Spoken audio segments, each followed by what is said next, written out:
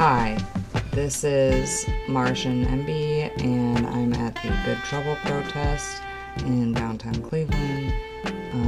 We are protesting the current administration in the United States, as well as a myriad of other bills being passed that are on the desks of our representatives.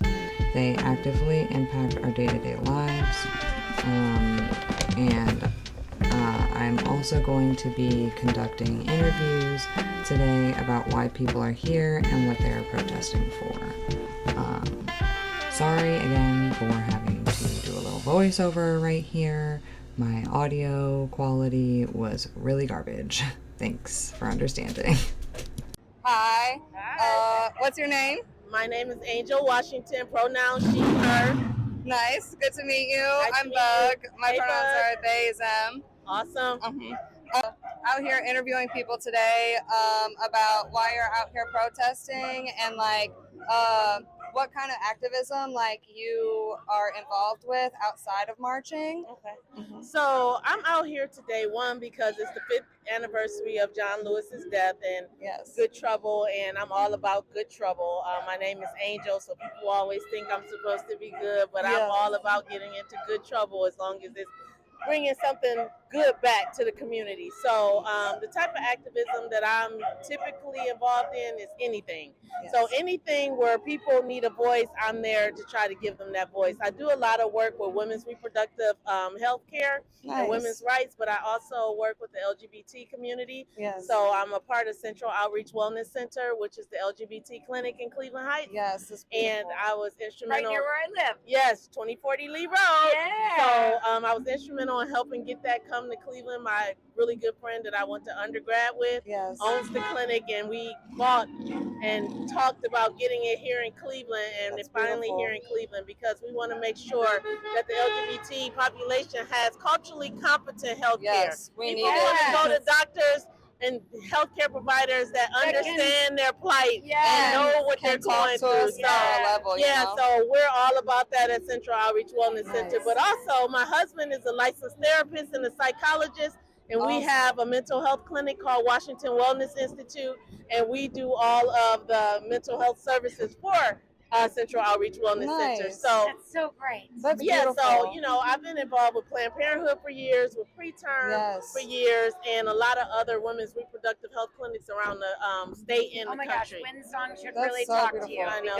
because we are trying to partner with like-minded folks in the community. Yeah. We're a 501c3, been around for 46 years. Oh wow, yeah. And we did something for Planned Parenthood back in 2010 So how or crazy something. is it that the government can tell Planned Parenthood that they can't take Medicaid anymore? That's Which the craziest wild. thing I've ever seen in my life. That upside down and backwards. patients literally are getting text messages telling them, "We're sorry, but we can't see you because you don't have Medicaid." I feel you, and I'm on state health insurance, and I know they're adding a whole bunch of restrictions and stipulations now that aren't in effect yet, but are going to be put in effect that affect me. Horrible. And they want to audit you to try to prove that you're actually working that kind of stuff. And Isn't that crazy? It's just for insurance, just to get health care. And the thing is that we all know that there's always a few bad apples that spoil the bunch.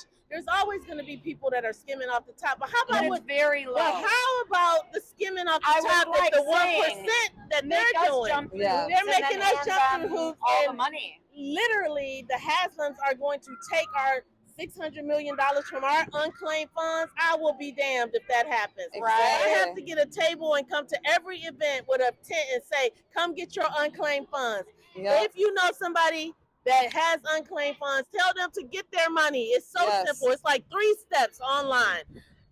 What does protesting mean to you as a citizen here? Yeah, well, protesting means a lot to me, and it's funny because a lot of people have gotten so far away from where we came from.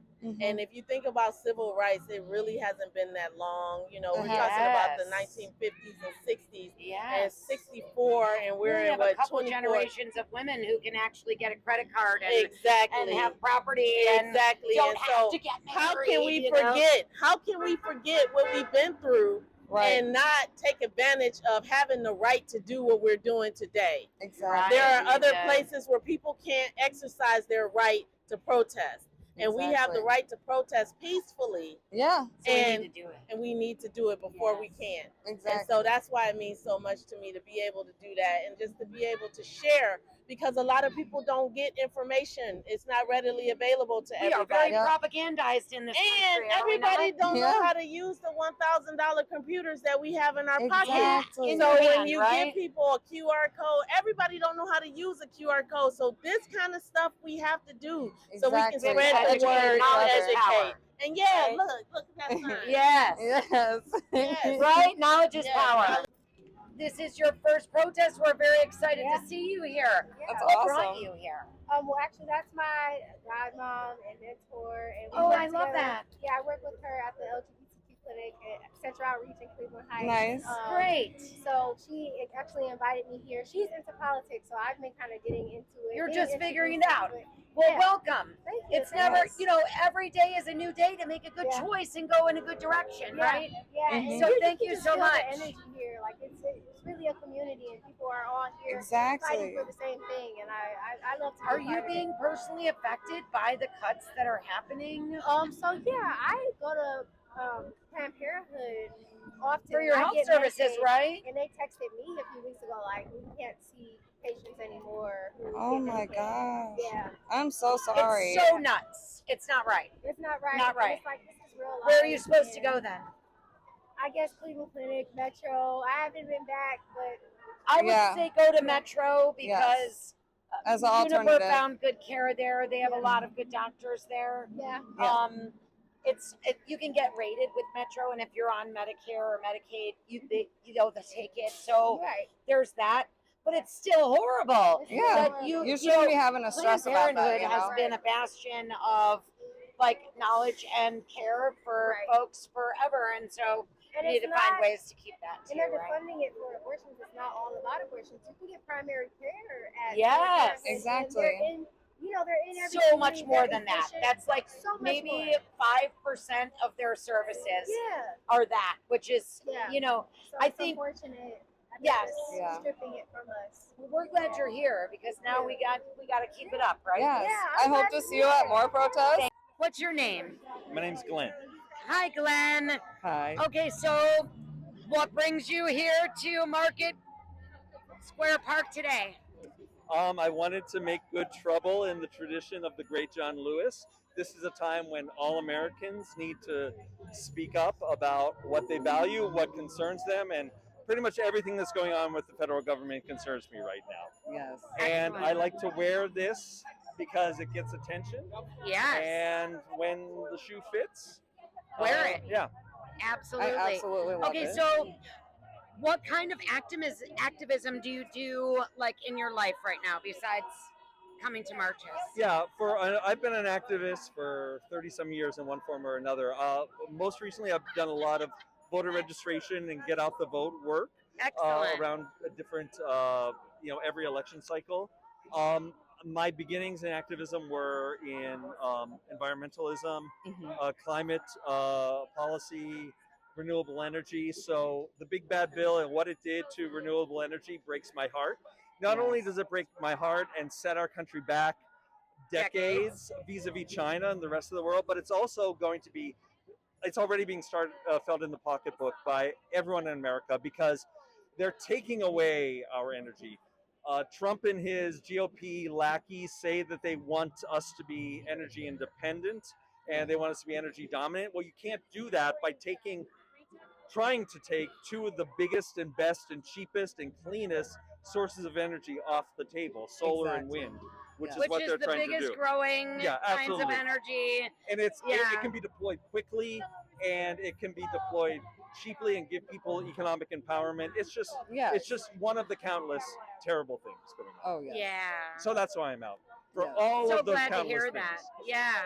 Okay, are you from the Cleveland area? I've lived here for many years. Nice. Very good, Same. very good. So much. Thanks, Glenn, for chatting with us today. We really appreciate it. Hi. So, what's your name? Carol. Hi. Hi. And Carol, Tell us about your activism. Well, I have been an activist for a really long time, like almost 60 years. Yeah. Because I was active against the war in Vietnam. Yeah. And but now I've been with Refuse Fascism, both in the first administration and certainly now. Yeah. And we've been very active trying to get the word out that this is a state of emergency and that people need to hit the streets in continuous nonviolent political protest.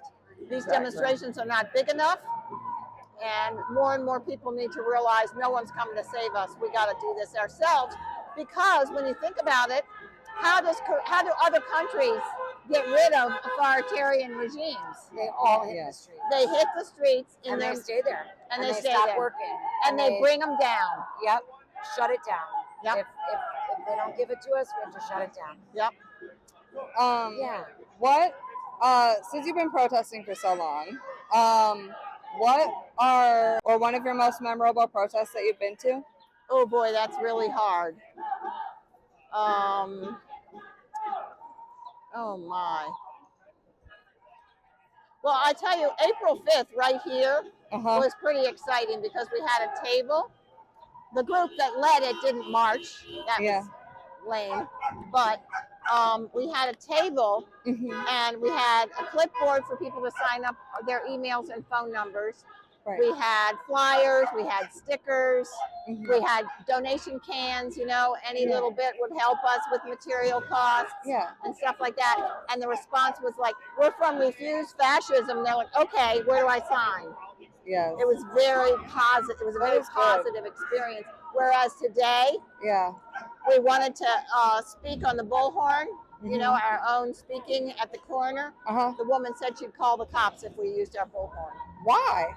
Because she's reformist, anti-communist, anti-radical. In this moment, like, you Democratic have to Party speak person. out, and tone policing people in this time is so upsetting. It's rough, man. Yeah.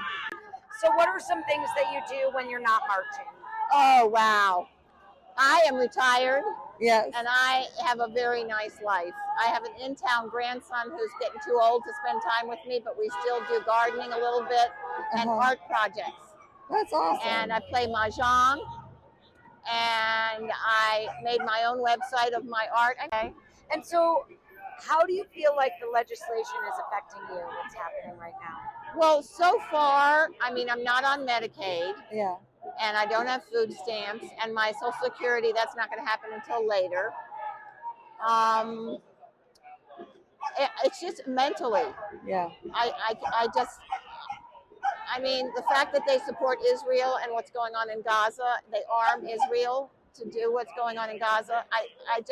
It sickens me every day to hear of the number of people who've been bombed and killed. And oh yes, it was Hamas people. Bullshit. They're all kids over there now. Yeah. They don't even. Yeah. It's such a really sad state of affairs. Oh, it's awful. I get really angry because I know that I'm not choosing my tax dollars to do that. Right. I'm not choosing that. Right. We never But have. It's happening. We never have one of our taxes to go to. Right. The other thing I'm active in is I work Absolutely. on Stop police brutality. I work on an archive of police violence in Cleveland that's part of an organization called Write the Record. Yes. And we're working on a new website kind of to make the archive much more user friendly. Yes. That sounds And great. it's gonna be wonderful, and we're gonna launch I'd it in love September. to see that. Sorry. Thank you so much for having me. Absolutely. Thank you. I appreciate you and your activism. Thank you so Thank much, you. Carol. We're here with Kate Galuli. Kate Galuli is a resident of Cleveland, long time. Tell us just two things about you. I grew up in Cleveland Heights, and I'm delighted that my husband and I returned to Cleveland Heights to raise our family, and I'm a pastor of Heights Christian Church in Shaker. Awesome. Nice. What questions do we have today? I was wondering what forms of activism do you take part in outside of marching and this kind of activism?